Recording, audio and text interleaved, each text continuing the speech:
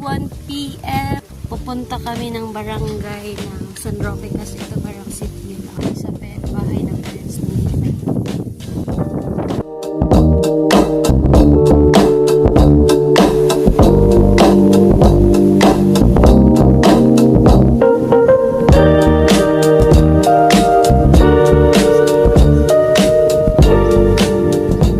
It's 4 p.m.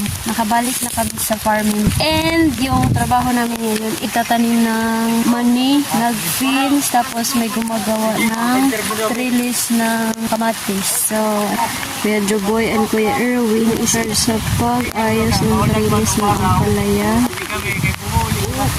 Charge kami sa pagtanim ng mani.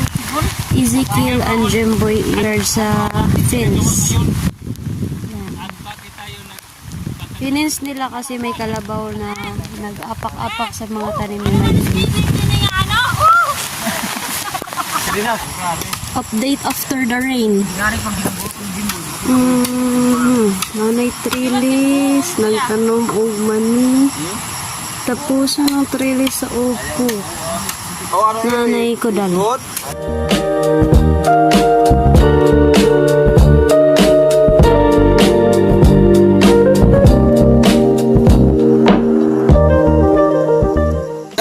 Nindot, manay sakto paghimog trellis. Dako kumber. 1 month wala nagtrabaho, Nay? Ay, sus, si Maylin. Si Maylin na parang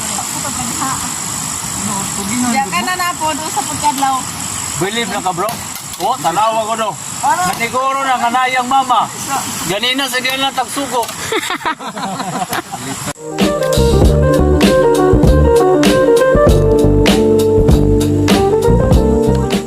Hi guys, it's already 5:30. Ngit-ngit na dire.